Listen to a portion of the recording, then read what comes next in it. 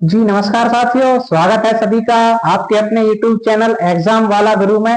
साथियों कैसे हो सभी? उम्मीद करते हैं बहुत ही अच्छे होंगे, स्वस्थ होंगे और आपकी तैयारी भी अच्छे से चल रही होगी। फ्रेंड्स, हम जो daily GK GS important questions की सीरीज चला रहे हैं उसमें हमारी नेक्स्ट क्लास है। सभी क्वेश्चंस इंपॉर्टेंट है, किसी ना किसी एग्जाम में पूछे गए हैं, प्रीवियस ईयर क्वेश्चंस हैं। तो चलिए सभी को ध्यान पूर्वक समझते हुए आगे बढ़ते हैं। आज का हमारा question number first, Gautam Buddha का गुरु कौन था? ऑप्शन आपके ए गौतम, बी आलार कलाम, सी कपिल या डी पतंजलि। तो फ्रेंड्स यहाँ पर आपका सही जवाब होता है ऑप्शन नंबर बी आलार कलाम। जो आलार कलाम थे वो महात्मा बुद्ध के गुरु थे। ऑप्शन आपका यहाँ पर बी सही होता है। चलिए आगे बढ़ते हैं। क्वेश्चन नंबर 2, चरक किसके राज चिकित्सक थे? जो चरक थे वो किसके राज चिकित्सक थे? ऑप्शन है ए हर्ष, बी चंद्रगुप्त मौर्य, सी अशोक, डी कनिष्क। तो फ्रेंड्स यहाँ पर आपका सही जवाब होगा ऑप्शन नंबर डी कनिष्क। जो कनिष्क थे उसके उनके राज चिकित्सक थे चरक थे।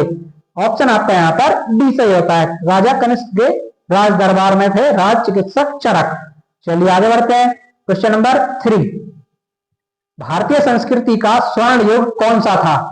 ऑप्शन है ए मौर्य काल, बी राजपूत काल, सी चोल काल या डी गुप्त काल।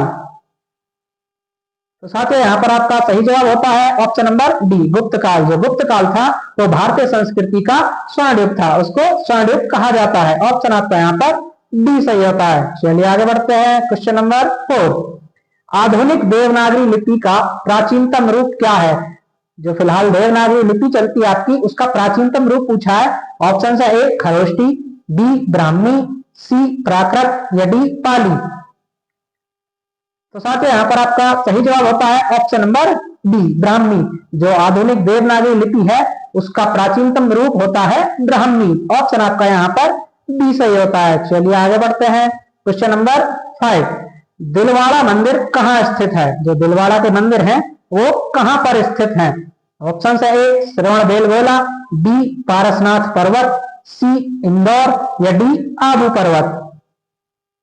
तो साथियों यहाँ पर आपका राइट आंसर होता है ऑप्शन नंबर डी आबू पर्वत। जो दिलवाड़ा के मंदिर है वो आबू पर्वत पर स्थित है। ऑप्शन आपका यहाँ पर डी राइट होता है। चलिए next question, question number 6, Rashtrakuta साम्राज्य का संस्थापक कौन था? ऑप्शन है ए दंतीदुर्ग, बी अमोघवर्ष, सी गोविंद तृतीय या डी इंद्र तृतीय। फ्रेंड्स यहाँ पर आपका सही जवाब होता है ऑप्शन नंबर ए दंतीदुर्ग। जो राष्ट्रकूट साम्राज्य था उसका संस्थापक दंतीदुर्ग था। ऑप्शन आपका यहाँ पर ए सही होता है। चलिए आगे चलते हैं। क्वेश्चन नंबर 7, वहाबी आंदोलन का मुख्य केंद्र था? जो वहाबी आंदोलन है उसका मुख्य केंद्र कहाँ था? ऑप्शन है ए पटना, बी लखनऊ, सी तमिलनाडु या डी मुंबई। तो साथियों यहाँ पर आपका सही जवाब होगा ऑप्शन नंबर ए पटना। जो पटना था वो वहाबी आंदोलन का मुख्य केंद्र था। ऑप्शन आपका यहाँ पर ए सही होता है। चलिए आगे बढ़ते हैं। क्वेश्चन नंबर 8, वह कौन सा प्रथम भारतीय था जो ब्रिटिश संसद के लिए निर्वाचित हुआ था? यानी कि प्रथम भारतीय कौन था जो ब्रिटिश संसद में निर्वाचित हुआ था? ऑप्शन है A S N Banerjee, B G K Gokhale, सी दादा भाई नौरोजी या डी फिरोज शाह मेहता। तो फ्रेंड्स यहाँ पर आपका सही जवाब होता है ऑप्शन नंबर सी दादा भाई नौरोजी। जो दादा भाई नौरोजी थे वो प्रथम भारतीय थे जो ब्रिटिश संसद के लिए जिनका निर्वाचन हुआ था। ऑप्शन आपका यहाँ पर सी सही होता है। चलिए आगे बढ़ते हैं। क्वेश्चन नंबर 9, निम्न में से किसने सत्याग्रह शब्द गढ़ा? जो सत्याग्रह शब्द गढ़ा था यानी कि दिया था वो किसने दिया था? ऑप्शन है ए हरिलाल गांधी, बी महात्मा गांधी, सी रामदास गांधी या डी मणिलाल गांधी। तो साथ यहाँ पर आपका सही जवाब होता है option number B Mahatma Gandhi. जो सत्याग्रह शब्द था वो महात्मा गांधी जी ने गढ़ा था। ऑप्शन आपका यहाँ पर बी राइट होता है। चलिए आगे बढ़ते हैं। क्वेश्चन नंबर 10, निम्न में से कौन भारत के राष्ट्रपति के चुनाव में भाग नहीं लेता है? यानी कि आपको ये बताना है जब भारत के राष्ट्रपति का चुनाव होता है उसमें कौन भाग नहीं ले पाता है? ऑप्शन है ए राज्यसभा, बी लोकसभा, सी विधानसभा या डी विधान परिषद। तो साथियों यहाँ पर आपका सही जवाब होता है option number D, Vidhan Parishad. जो विधान परिषद होता है वो राष्ट्रपति के चुनाव में भाग नहीं लेती है। ऑप्शन आपका यहाँ पर डी सही हो जाएगा। चलिए आगे चलते हैं। क्वेश्चन नंबर 11, भारत में पहला नगर निगम कहाँ स्थापित हुआ था? जो नगर निगम होते हैं हमारे, वो भारत में कौन सा था जो पहले स्थापित किया गया था सबसे पहले? ऑप्शन है ए कलकत्ता, बी चेन्नई, सी मुंबई, डी दिल्ली। तो फ्रेंड्स यहाँ पर आपका सही जवाब होता है ऑप्शन नंबर बी, चेन्नई। जो चेन्नई था वो भारत का पहला नगर निगम स्थापित हुआ था। ऑप्शन आपका यहाँ पर बी सही होगा। चलिए आगे चलते हैं। क्वेश्चन नंबर 12, निम्न में से किस राज्य की प्रति व्यक्ति आय सबसे अधिक है? यानी कि पर कैपिटा इनकम जो होती है वो कौन से राज्य की सबसे अधिक है? ऑप्शन है ए गोवा, बी पंजाब, सी महाराष्ट्र या डी गुजरात।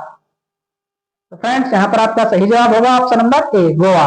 वो गोवा राज्य की सबसे अधिक है। ऑप्शन आपका यहाँ पर ए सही होता है। फ्रेंड्स ये सारे क्वेश्चंस प्रीवियस ईयर है, किसी न किसी एग्जाम में पूछे गए हैं। आपको जरूर आसान लग रहे होंगे कुछ लोगों को, लेकिन बहुत ही महत्वपूर्ण क्वेश्चंस हैं, सभी को पढ़ते हुए आगे चलना है। चलिए next question, question number 13, Bokaro steel plant किस देश के सहयोग से स्थापित किया गया? ऑप्शन है ए रूस, बी फ्रांस, सी ग्रेट ब्रिटेन या डी संयुक्त राज्य अमेरिका। तो साथियों यहाँ पर आपका सही जवाब होगा ऑप्शन नंबर ए रूस। जो बोकारो स्टील प्लांट है वो रूस की सहायता से स्थापित किया गया था। ऑप्शन आपका यहाँ पर, सॉरी फ्रेंड्स, हमारा क्वेश्चन था क्वेश्चन नंबर 13, हाँ ये आपकी रूस की सहायता से स्थापित किया गया था। ऑप्शन आपका यहाँ पर ए सही होता है। चलिए आगे बढ़ते हैं। क्वेश्चन नंबर 14, भारत के किस राज्य को चीनी का कटोरा कहा जाता है? ऑप्शन है ए उत्तर प्रदेश, बी पंजाब, सी आंध्र प्रदेश या डी बिहार। तो साथियों यहाँ पर आपका सही जवाब होगा option number A Uttar Pradesh. Uttar Pradesh को चीनी का कटोरा कहा जाता है। ऑप्शन आपका यहाँ पर ए सही होगा। चलिए आगे बढ़ते हैं। क्वेश्चन नंबर 15, भारत में गन्ने का सर्वाधिक उत्पादन करने वाला राज्य है? यानी कि भारत में सबसे अधिक गन्ना कौन सा राज्य उत्पादन करता है? आपका बताना है। ऑप्शन है ए बिहार, बी पंजाब, सी महाराष्ट्र या डी उत्तर प्रदेश। तो साथियों यहाँ पर आपका राइट आंसर होता है option number D Uttar Pradesh. जो उत्तर प्रदेश राज्य है वो गन्ने का सर्वाधिक उत्पादन करता है। ऑप्शन आपका यहाँ पर डी सही होता है। चलिए आगे बढ़ते हैं। क्वेश्चन नंबर 16, भारत में प्रथम कृषि विश्वविद्यालय की स्थापना हुई थी? यानी कि भारत में जो पहला कृषि विश्वविद्यालय था वो कौन सा था? ऑप्शन है ए पंतनगर में, बी लुधियाना में, सी जबलपुर में या डी कानपुर में। तो साथियों यहाँ पर आपका सही जवाब होगा ऑप्शन नंबर ए पंतनगर। जो पंतनगर में कृषि विश्वविद्यालय था वो उसकी स्थापना भारत में सबसे पहले हुई थी। ऑप्शन आपका यहाँ पर ए सही होता है। चलिए आगे चलते हैं। क्वेश्चन नंबर 17, कोयना बांध किस राज्य में स्थित है? जो कोयना बांध है वो कौन से राज्य में है? ऑप्शन है ए गुजरात, बी महाराष्ट्र, सी कर्नाटक या डी मध्य प्रदेश। तो साथियों इसका सही जवाब होगा ऑप्शन नंबर बी महाराष्ट्र। जो कोयना बांध है वो महाराष्ट्र राज्य में स्थित है। ऑप्शन आपका यहाँ पर बी सही होता है। कमेंट में बताना है कि जो कोयना बांध है ये क्यों कौन सी नदी पर है। ऑप्शन यहाँ पर आपका बी सही होता है। आपको नदी कमेंट करके बताना है। चलिए आगे बढ़ते हैं। क्वेश्चन नंबर 18, जोग जलप्रपात किस नदी पर स्थित है? ऑप्शन है ए शरावती, बी कावेरी, सी नर्मदा या डी चंबल। तो साथियों यहाँ पर आपका सही जवाब होता है ऑप्शन नंबर ए शरावती। जो जोग जलप्रपात है वो शरावती नदी पर स्थित है। ऑप्शन आपका यहाँ पर ए सही होता है। चलिए आगे बढ़ते हैं। क्वेश्चन नंबर 19, यात्रा कहाँ का लोक नृत्य है? जो यात्रा है वो कहाँ का लोक नृत्य है? ऑप्शन है ए पश्चिम बंगाल, बी बिहार, सी पंजाब, डी उड़ीसा। तो फ्रेंड्स यहाँ पर आपका सही जवाब होगा ऑप्शन नंबर ए पंजाब, तो सॉरी पश्चिम बंगाल। जो यात्रा है वो आपका पश्चिम बंगाल का लोक नृत्य है। ऑप्शन आपका यहाँ पर ए सही होता है। चलिए नेक्स्ट क्वेश्चन, क्वेश्चन नंबर 20, बीबी का मकबरा कहाँ स्थित है? जो ये बीबी का मकबरा है ये कहाँ स्थित है? ऑप्शन है ए फतेहपुर सीकरी, बी औरंगाबाद, सी हैदराबाद या डी जौनपुर।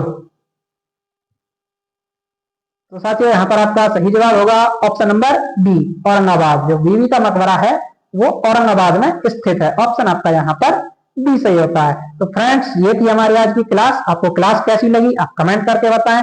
जो भी साथी हमारे चैनल पर नए हैं कृपया चैनल को एक बार सब्सक्राइब कर लें और बेल आइकन को दबा लें, जिससे आपको इसी तरह की नई नई इंफॉर्मेटिव वीडियोज और क्लासेस मिलती रहे। चलिए मिलते हैं नेक्स्ट वीडियो में, तब तक के लिए धन्यवाद।